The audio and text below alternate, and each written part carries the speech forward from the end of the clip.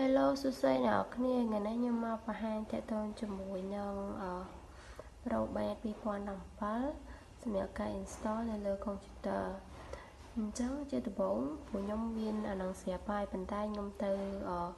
លុបវាចេញឬក៏ uninstall Adobe 2017នឹងចេញអញ្ចឹងសូម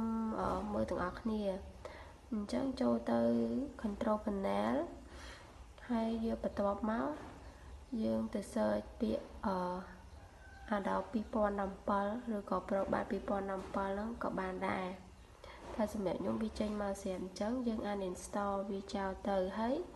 រងចាំវារហូត uninstall ដល់ចប់អ្នកនរគ្នាអញ្ចឹងអ្នកនរគ្នាសូមរងចាំវាប្រហែលជាមួយសន្ទុះតិចទៅរំ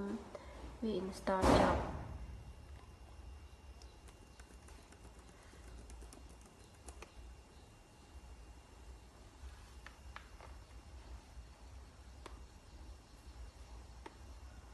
អញ្ចឹងសម្រាប់ការ install ហ្នឹងវារៀងយូរដែរអញ្ចឹង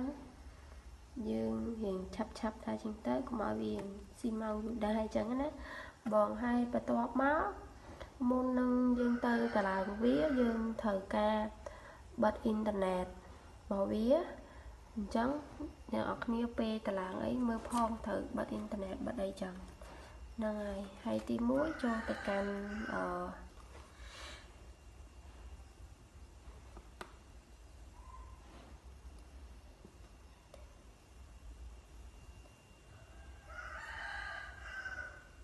ទៅកាន់កន្លែងបន្ទាប់មកយើងចូលទៅ search ពី virus ហ្នឹងមកហើយបន្ទាប់មកយើងយក management system ដើម្បី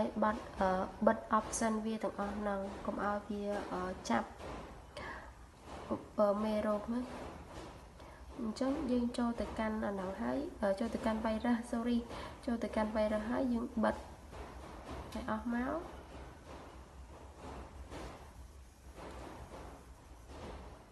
បន្ទាប់ពីបិទអស់ហើយយើងចូលទៅកាន់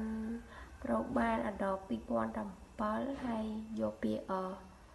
set up ហើយចុច mouse ស្ដាំក៏បានឬក៏ចុចលើនឹងក៏បានដើម្បី run វាបន្ទាប់មកវានឹងចេញលេខកូដនឹងមួយប៉ុន្តែយើង install មកអញ្ចឹងយើងពេល install ហ្នឹងយើងត្រូវរងចាំឲ្យវាដើរឲ្យពេញហើយនឹងចេញពាក្យfinish នៅពេលដែលចេញពាក្យ finish ហើយយើងចូលទៅកាន់ key មួយដើម្បីឲ្យវា full បានពេញអញ្ចឹងយើងចូលទៅកាន់ key ហើយបន្ទាប់មកយើងចុចនៅលើនឹងមួយឲ្យវា open មកឬក៏ចុច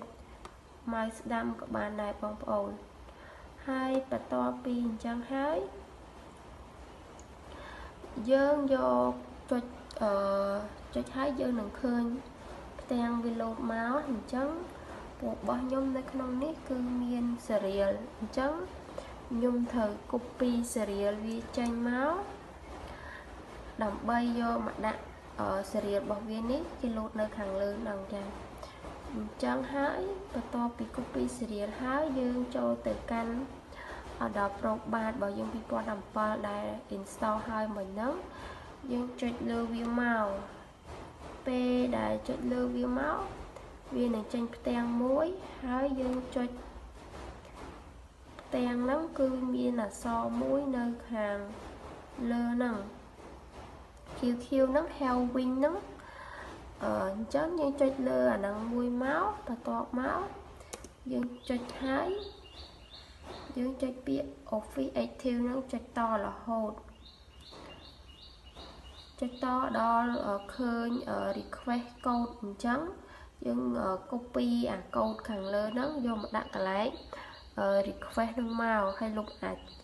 សនឹងចេញមកយើងយក copy ហើយបន្ទាប់មកយើង activate វាពេល activate ហើយវានឹងចេញលេខកូដមកបន្ទាប់ពីចេញលេខកូដហើយយើង copy អាលេខកូដហ្នឹងយកមកដាក់នៅកន្លែង request code ហ្នឹងហើយបន្ទាប់មកវា finish ហើយអ្នកទាំងអស់គ្នាអញ្ចឹងOffice 2017របស់យើងហ្នឹង ប្រូបែប2017របស់យើងហ្នឹងគឺវា finish ហើយគឺអាចប្រើបានហើយអញ្ចឹងវីដេអូខ្ញុំមានតែប៉ុណ្ណឹងសូមអរគុណ